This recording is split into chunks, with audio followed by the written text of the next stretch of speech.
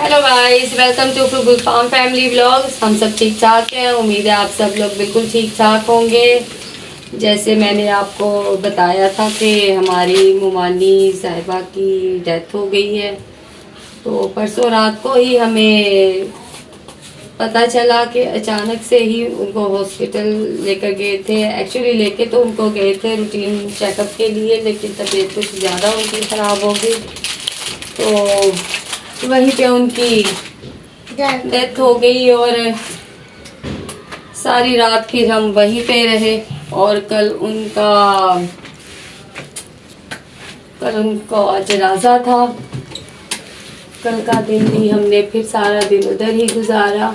कल हम रात को बहुत लेट आए थे उधर से, और क्या हुआ कि रात को ही उन्होंने सब ख़त्म कर दिया कि बस अब तीसरा वीसरा कुछ नहीं होएगा, जो कुछ भी है बस आज ही सब, आज की ही इबादत हो गई है। तो इसलिए वो सब तो खैर खैरियत से सब कुछ हो गया। और हमारी आपसे मुलाकात ना हो सकी, तबीयत बहुत ख़राब थी। तबीयत ज़्यादा ही ख़राब हो गई थी, और बस फिर जो खुदा को मंजूर, क्या कह सकते हैं, उसके आगे तो किसी का बस नहीं चलता। तो कल हम सारा दिन फिर उधर ही रहे।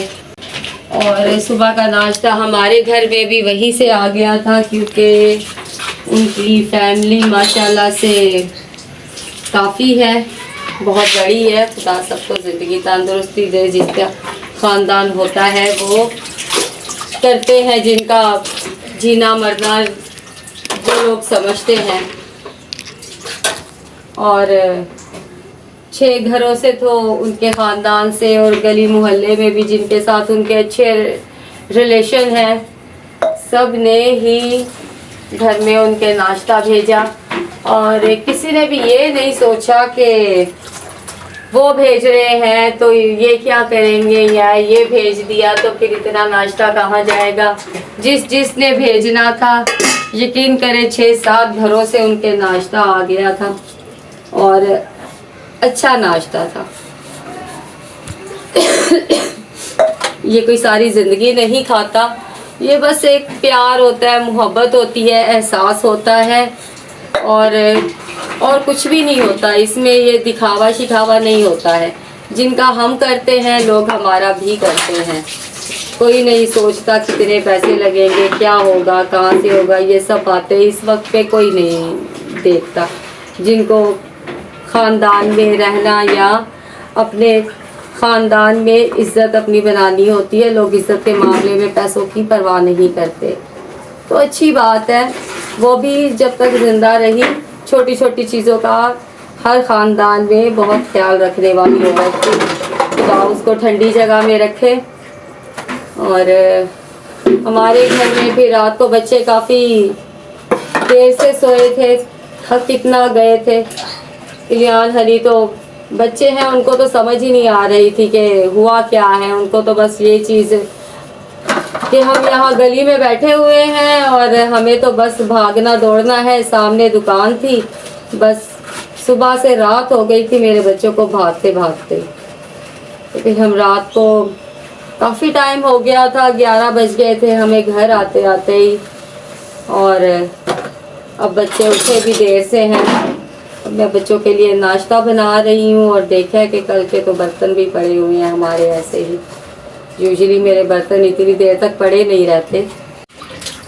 अभी मैं सबसे पहले बर्तन धो रही हूँ, और उसके बाद मैं फिर अपने बच्चों का नाश्ता भी साथ साथ रेडी कर रही हूँ।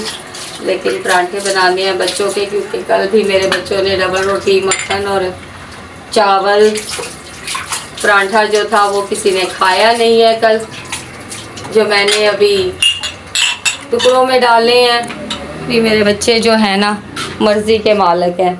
वो बाज़ार के परांठे थे, और ठंडा हो जाए तो कोई बच्चा खाता नहीं है।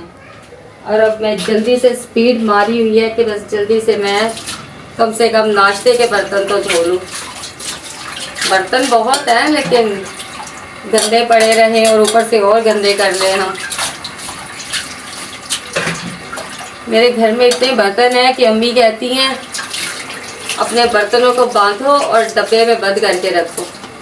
और मैं नहीं चाहती, मुझे बर्तन जितने ज़्यादा हो उतने पसंद है। किचन भरा हुआ, कम से कम कुछ भी किसी भी वक्त किसी भी चीज़ की ज़रूरत पड़ सकती है। मुझे बर्तन छुपा छुपा के रखना कभी नहीं पसंद। गुलफाम भी इस वजह से मेरे साथ बहुत बहस करते थे। थैला पकड़ो, बर्तन डालो उसमें और मैं पेटी में फेंक के आऊँ बर्तनों को। मुझे इतने बर्तन हर जगह नज़र आते हैं। तो मैंने कहा ये देखो कि 4 लोग आ जाते हैं तो हमें किसी के घर से कभी कुछ लेना नहीं पड़ता। मुझे किचन खाली बिल्कुल मनहूसियत लगती है। वो भी कोई घर है जिसमें किचन ही बिल्कुल खाली हो। आप बताएं, क्या ऐसा कोई किचन हो सकता है जिसमें कभी कोई गिलास भी ना नजर आए, कोई चम्मच भी ना नजर आए?